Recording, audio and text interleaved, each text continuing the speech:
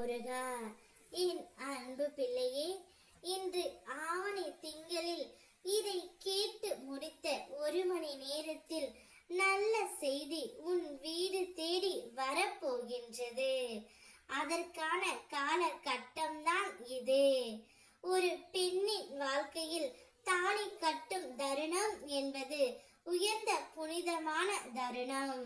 அந்த நேரத்தில் அவள் தலையை குனிவாள். அது அவளது தோல்வி அல்ல, அது வாழ்க்கையின் புது துவக்கத்தை ஏற்றுக்கொள்வதற்கான சின்னம். ஆனால் அதற்கு பிறகு அவள் மரியாதையை காக்கும் பொறுப்பு அந்த ஆணின் தோள்களில் இருக்கின்றது.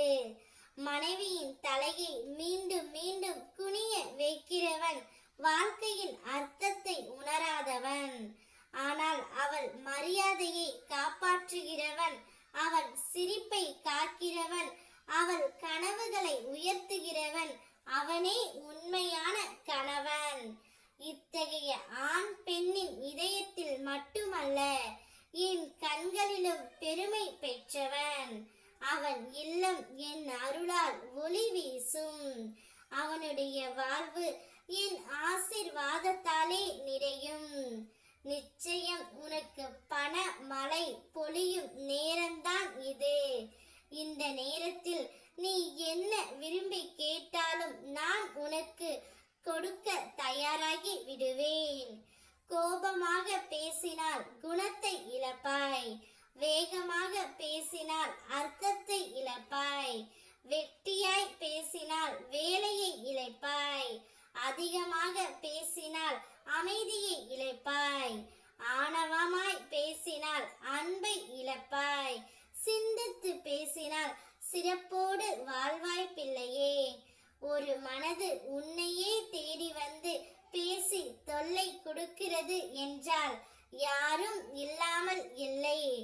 உன் அன்புக்காக மட்டுமே அந்த மனது ஏங்கிக் கொண்டு இருக்கின்றது. பிறகு நீயாக நினைத்தாலும் அது கிடைக்காமல் போய்விடும். உன் வாழ்க்கையில் சில உண்மைகளை ஏற்றுக்கொள்ள வேண்டும். உனக்கு 20 வயது இருக்கும்போது மற்றவர்கள் என்ன நினைப்பார்கள் என்று கவலைப்படுவீர்கள்.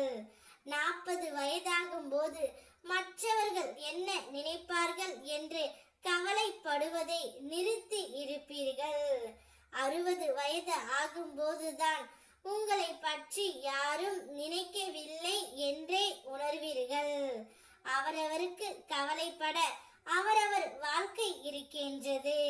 நீ செய்வதை யாரும் நினைத்து கொண்டு இருக்க மாட்டார்கள். சிந்தித்து செயல்படு, நான் இருக்கின்றேன். இன்று ஆவணி திங்களில் உன்னை தேடி நல்ல செய்தி வரப்போகின்றது. ஓ முருகா.